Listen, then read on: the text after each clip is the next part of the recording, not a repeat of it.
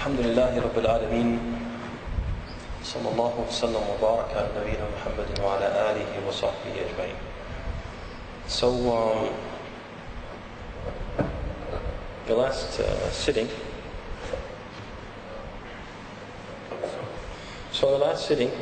we began discussing the last three ayat of Surah Al-Munafiqun,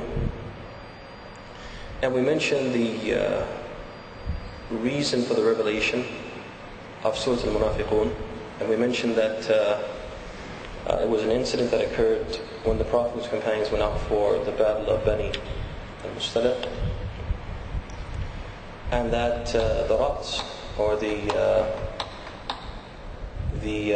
chief or the leader of the Munafiqun, Abdullah ibn Ubay ibn Salul, that he had made some comments about the companions of the Prophet ﷺ, basically implying that the whole reason that they had come to Medina was because they were in need of money, and they were poor and destitute, and that now they had basically become arrogant and had bitten the hand that was feeding them, and that it was time for the most noble and honorable of the people of Medina, referring to who?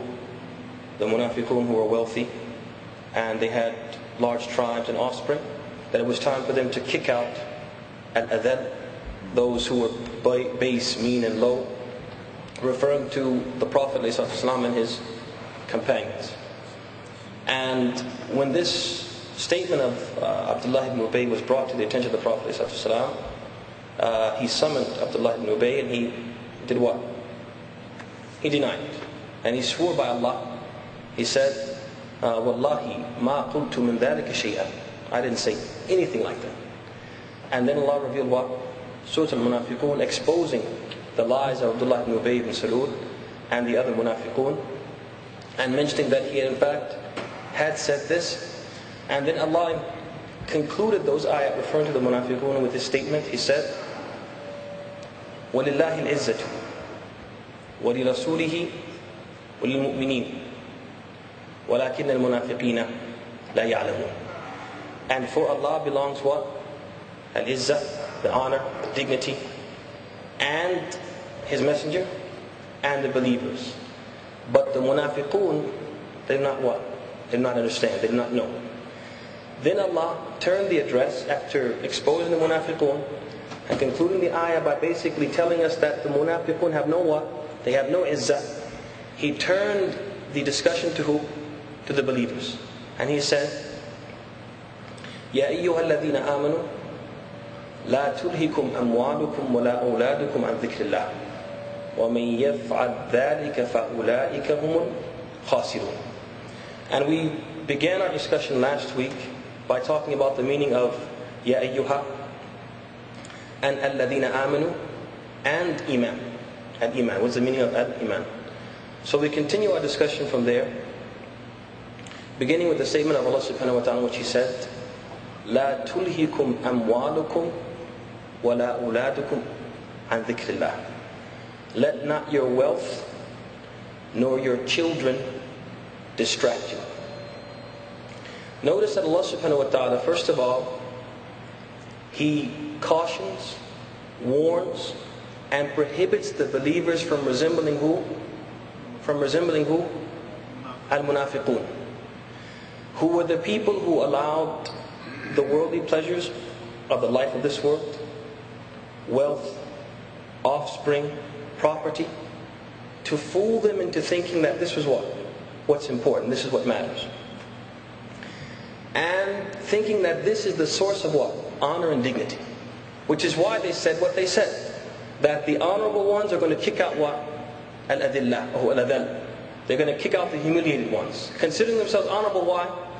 Because they had the money, they had the wealth, they had the power, and they had the offspring. So Allah subhanahu wa ta'ala cautions the believers from being like the Munafiqun and being fooled into thinking that they have dignity, or that the source of dignity is what? Wealth, power, and offspring. Don't be fooled into thinking that you're someone because you have wealth. or because you have a lot of children, or because you have a lot of property. And that this is a sifa, this is a quality from the qualities of Al-Munafiqun.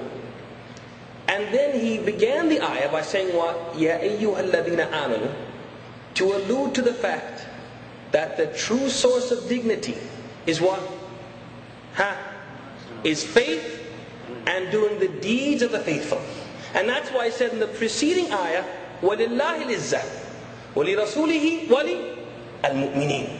And for Allah is the honor, and His Messenger, and the believers. And He said, وَلَكِنَّ الْمُنَافِقِينَ لَا يَعْلَمُونَ. But the munafiqun, they do not know. Meaning what? They have no izzah. Even though they have the wealth, they have the power, they have the property, and they have what?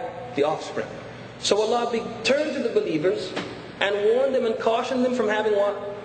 This quality of being fooled and beguiled by the life of this world, and into thinking that because they have money, they have property, they have possessions, they have what? Dignity. And that the true dignity, even if you're poor, even if you're destitute, if you have faith and you do the deeds of the faithful, then what? You have izzah. Then He said subhanahu wa ta'ala, لا تلهكم أموالكم ولا أولادكم. Do not be distracted by your wealth, nor your children. And the word he used is at-talahi, or al-iltiha.